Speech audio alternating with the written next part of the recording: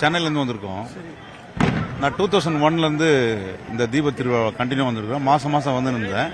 இடையில கொஞ்ச நாளாக வர முடியல. மாதத்தில் ஒரு 3 வாட்டி சாதா நாளில் வந்து சாமி பார்த்துட்டு போயிடுவோம். இந்த தீப திருவிழா வந்து ரொம்ப விமர்சையாக நடக்குது. இது வந்து ஒரு தமிழர் திருநாள் மாதிரி இது தமிழ்நாட்டில் ஒரு மிக சிறந்த ஒரு விழாவாக இது நடத்திக்கின்னு இருக்காங்க.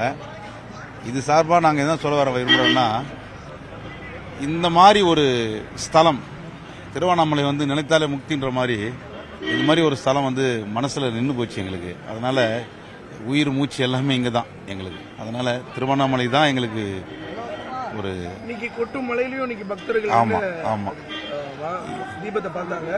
அப்படி அந்த சடனா அந்த தீபத்தை பார்க்கும்போது என்ன உணவு ஏற்பட்டுச்சு? எதுவுமே கேட்க முடியாதுங்க. இறைவன் கடை எதுவுமே கேட்க முடியாது. அந்த ஒரு நிமிஷம் மெய் மறந்து தான் நிற்கிறோம். அந்த தீபம் பார்க்க சொல்ல ஒரு நிமிஷம் மெய் மறந்து தான் எங்களை நிற்கிறோம். ஆண்டவன் பார்த்துக்குவார்ன்ற ஒரு நம்பிக்கை தான் நாங்கள் இங்கே வரோம். என் பேர் ஜெயக்குமார், சென்னையிலிருந்து. தேங்க்யூ. நான் மைசூர்லேருந்து வந்துட்டு இருக்கேன். ரொம்ப ரொம்ப நல்லா இருக்கு. ஆக்சுவலி தீபம் பார்க்கறதுக்கு தான் வந்துட்டேன். ஃபர்ஸ்ட் டைம் வந்துட்டேன். அதை பார்த்த உடனே ரொம்ப அந்த ஃபீலிங் சொல்ல முடியாது. ரொம்ப நல்லா இருந்துச்சு.